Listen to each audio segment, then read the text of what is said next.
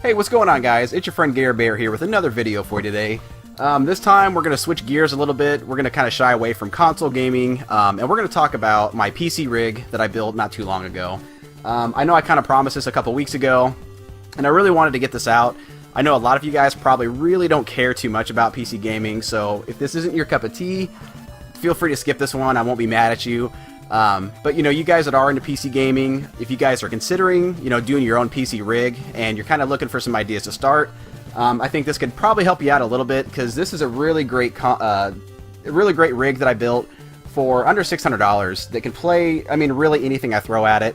I'm really happy with it. And so what we'll do is we'll just kind of talk about, you know, what's in it, why I went with what parts.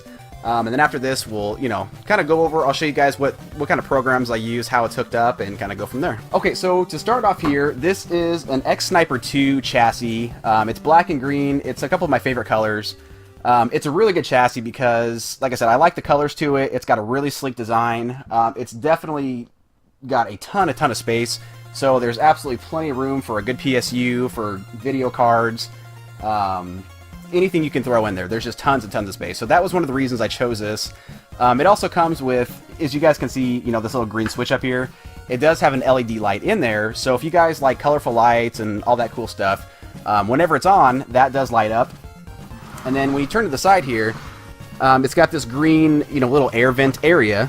It's also got a fan to keep it cool on the inside as well. So again, when you turn that on, the fan does light up. So it just looks really good at night. So for any of you guys that you don't care about the bright lights, if they're kind of a nuisance to you, this one may not be your cup of tea, because it can be kind of annoying at times. But this is in my living room, so it's not going to keep me awake or anything, and it's really not so bright that it's a deterrent. Now, some more of the features that I really like. If you look at the front here, it's kind of hard for me to look and do this at the same time. It does have USB 3.0 capabilities, which is really nice. It's got a lot of great speed, you know, for transferring to a hard drive or anything like that. So there are those two ports up here. One thing I will say about this chassis, it does feel kind of cheap whenever you're putting a USB in there. It feels like it's going to break if you do it the wrong way. So that's definitely one thing to think about. But like I said, it looks really good. There's plenty of slots here for, you know, DVD drives, Blu-ray drives, lots of good ventilation. The top here also has a lot of really good ventilation as well. And then when you turn around to the back, again, it's got a nice big open ventilation, you know, for the PSU, for more fans you want to add. And then it's also got, you know, plenty of ports here for HDMI, anything you want to throw in there, more video cards and all that good stuff. Okay, so now as far as what I actually have on the inside, this is, you know, like I said, what's really going to make or break your system as far as what you're able to play. And like I said, I was going for a pretty modest build to kind of start off, because this is really my first true gaming PC. So I didn't want to break the bank on it, but I wanted to have enough juice in there to be able to play, you know, I want to be able to emulate games, you know, as well as play new games that come out on pretty good settings. And what I have in here definitely is able to do that. So as far as the processor, I have, it was really hard. You know, there's a whole debate between AMD versus Intel. I decided to go with AMD just because you really get the most bang for your buck with them. Intel has great processors. They're super powerful. And if emulation is a really high priority for you, I would highly suggest going with Intel, because per core, they really are just a lot more better suited for emulating games, because that's what, you know, that's what the kind of power that goes into those programs to do it is each core, and Intel utilizes that a lot better. Whereas AMD, the way that it's set up, really, it doesn't work as optimized as it should. But like I said, price-wise, you really can't beat AMD. There's just dollar for dollar a lot better in my opinion. But, you know, that's just a huge debate. It's like, you know, Nintendo versus Sega. It's just going to go on and on and on. So, but the one I have in there is the AMD FX-4130. It's at 3.8 gigahertz. I'm not an overclocking kind of guy. I don't really feel safe doing it. I'm not... One of these days, I might jump into that whole thing, but right now, I just don't feel comfortable doing it quite yet. And right now, it suits me just fine. I am definitely going to upgrade the CPU in the near future, though, because that's definitely a very entry-level processor to start with, in my opinion. I think you can probably get that one for about $60 to $80. The one I want to get is probably in the 8000 series, which is a couple $100, but definitely a lot more power. This also, I have 8 gigabytes of RAM, which in my opinion, is all you really need. You know, there's some guys out there that have 32 or 16, 32. To me, it's just overkill. I think 8's plenty. Most games you play, you know, the most that they're going to require is about 4 gigabytes. So, I mean, like I said, anything past 8 is just way overdoing it. Now, at first when I got this, I got the EVGA GeForce 610 graphics card, which was okay, but it's a very entry-level card. I recently upgraded it to the EVGA GeForce 750 for the win model, and it's much, much better. Again, I'll probably upgrade that in the next year or so, but right now, I can play anything I throw at it with high settings, no problem. So it's a really, really great graphics card. It comes overclocked, and it's got 2 pretty good-sized fans on it, so I mean, it stays cool, no problem. I'm very, very happy with that. I think it was about a $180 card, so it's one I really recommend to people. I've only got 1 terabyte of hard drive in this because I've actually got an actual case over there that's got 4 2-terabyte drives, so I've got plenty of storage. So really, the one that I've got on here is just for installing games, putting, you know, ROMs and stuff like that to emulate. So I'll probably eventually upgrade that, but for right now, it's plenty. As you can see, it's just got a standard DVD drive. I do have an extra Blu-ray drive, but I haven't needed it so far, so I'm not throwing it in there quite yet. As far as the power supply, it's only 450 watts. Right now, that's plenty. It's just a little bit more than what I need. But once I start upgrading the CPU, if I decide to upgrade the graphics card as well, I'll probably upgrade that to 600 or more. But right now, it's fine. It's got Windows 8.1, and unfortunately, that's kind of what came with this when I got the whole thing put together. I'm not crazy about Windows 8 at all. Fortunately, there are programs where you can get it to look more like Windows 7, but I'm just not crazy about it. Hopefully, Windows 10 will be a lot better, but that's just I think a lot of people agree with me on that one.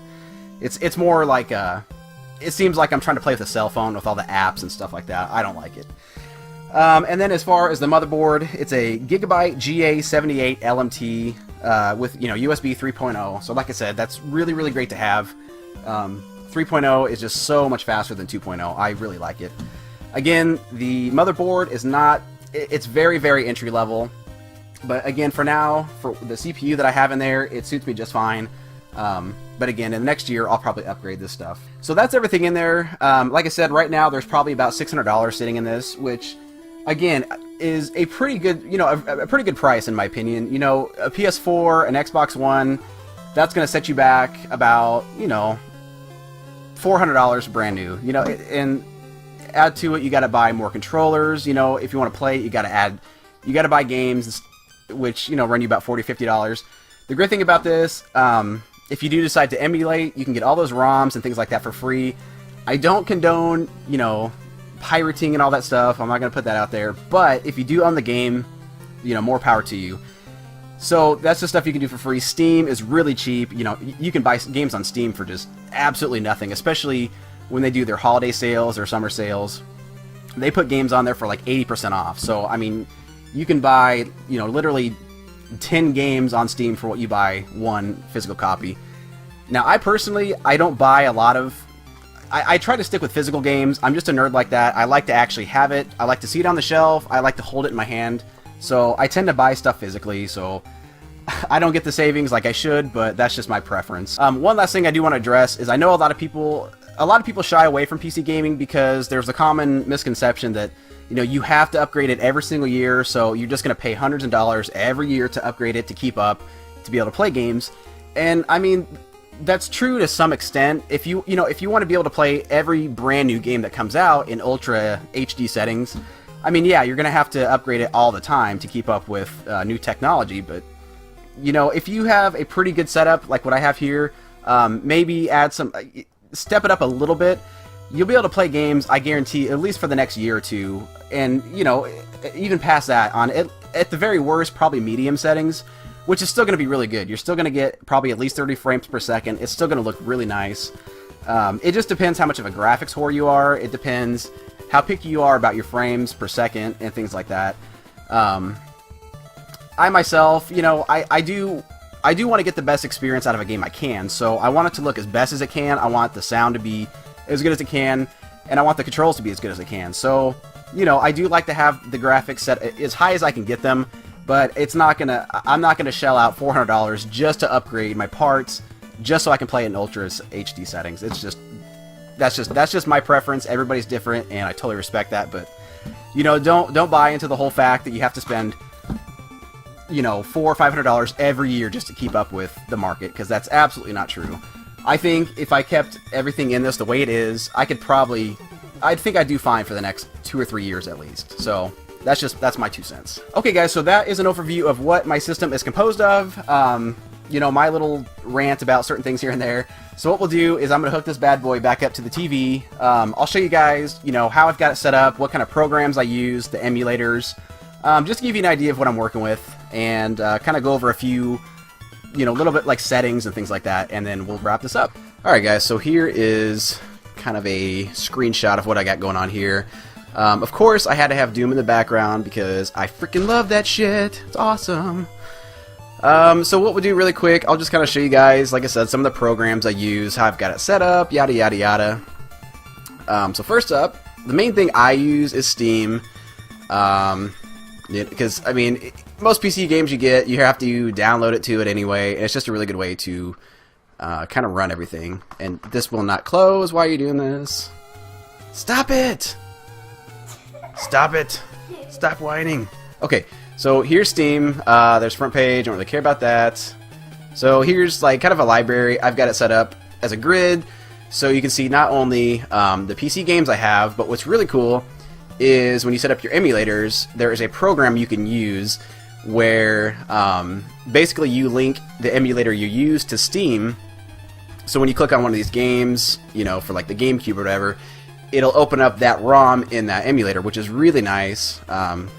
You know, that way you don't have to go digging through folders, open it up one by one. And it's just cool, you know, you can kind of go through here. You can see just, you know, like the little thumbnails and everything. It's a really nicer way to do it, in my opinion. You know, some emulators like Dolphin that runs GameCube and Wii, that, you know, they've got little clip art pictures you can use, but I think this is nice, and it's just all in one. So, yeah, here's those, and just to kind of do a little demonstration, we'll open one of these sumbitches up. What should we play? What should we open? Let's do Mario 64. That's always a good one. Yeah, so you click on that, open this bad boy up, and it's me, Mario. So yeah, you guys get the point. Hello. Okay, so we're gonna close you out, Mario. I was about to choose Super Mario Sunshine. Yeah, Mario Sunshine's a good one, but that's a resource hog. Anyway, so yeah, there's all those. And like I said, guys, I will put my username on there. You can see it up there. It's Gare. Feel free to add me on here. I'd love to have some people to play with. So there is that. Okay, so next up, I'll just kind of show you guys the little folders I have, you know, for my ROMs, things like that. You know, ROMs, emulators are really easy to find, so I won't go too crazy with that. This is just a folder, I think, of all the ROMs that I have. And then down here, I've got my folder where the actual emulators are. So, you know, if you want to play PS1 games, EPS6E, it's the best one to use. It really is. That's a really good one. For PS2, I recommend PSX2. I won't go through all these. Like I said, you guys, they're really easy to find. There's tons of websites to show you these things. The reason why I like emulating games, because I'm probably going to get a lot of flack for this, is there's several reasons. One, you know, it's just really convenient. The way I have things set up, it's not really conducive for me to go grab a console, bring it into the living room, hook it up, play the game. When I get done, I have to unhook it, put it back in there. We don't really have the space to have multiple systems hooked up, so it's just kind of a pain in the butt. I don't have a Retron 5, so I can't quite do that yet. So there's the convenience of it. The second thing is, I mean, all these games, since I'm using an HDMI port, a lot of these games get upscaled, and they look so much nicer. You know, like NES, Super NES games aren't going to look a lot better, but when you get into the 3D games like PS1, PS2, PSP, GameCube, all that stuff, if you have a decent computer setup, you can really increase the native resolution. So instead of running it at like 480p, I mean, you can run that crap at like 4 times the native resolution, and it looks it looks so good. You know, it looks like an HD remaster. There's some games that I've played with, you know, the increased resolution that actually looks better than the official remakes that have been made. So it's just really nice. You know, if you want to go back and play Twilight Princess or Resident Evil 4 or, you know, any of those games, they look incredible. But again, you really got to have a pretty beefy computer with a really good processor. And again, I do recommend Intel for that. They tend to work a lot better for these kind of things. So anyway, there is that stuff. And that's really it, guys. I mean, there's not a whole lot of other stuff I use on this. If you guys are big movie fans, you know, I use this for watching movies as well. So Xbmc, that's a really great program to do that with. I haven't really made this look too good. Usually I change the background so it's got movie related stuff to kind of do that. But, you know, you go into movies, and as you can see, we've got hundreds of movies. I think we've got close to like 1,000 of them. So picking a movie in our house is an absolute chore. It takes forever. Same thing with picking a game. You know, when you have so many to choose from, it's just a horrendous task trying to do that. Show them the SpongeBob Christmas. No, we won't show them that. They don't want to see that. And then, yeah, then you got all the TV shows. So I really like this program. It's great. There's just tons of options to make it look really pretty. So there's that for you movie buffs out there. Yeah, I think that's really it. Again, like I said, that's really all we use this for. What's Zombitar? Zombitar, that's for Plants vs. Zombies. Okay, so that's all I'll show you guys. If you guys have any questions about some of the other programs you see in the background, or anything else, please let me know. You know, leave that in the comments below. I'm really good about trying to answer your guys' questions really fast. So definitely let me know what you guys are more interested in. If you guys want to do, you know, do a video response, or just let me know what kind of PC you guys have, what you guys are looking at building, anything like that. I'd love to hear from you guys, hear what you have to say. But that's going to do it for this episode, guys. So thank you so very much, as always, for watching. I love you guys. I love you guys watching. And I look forward to hearing from all of you. And I will see you in the next episode. Take care.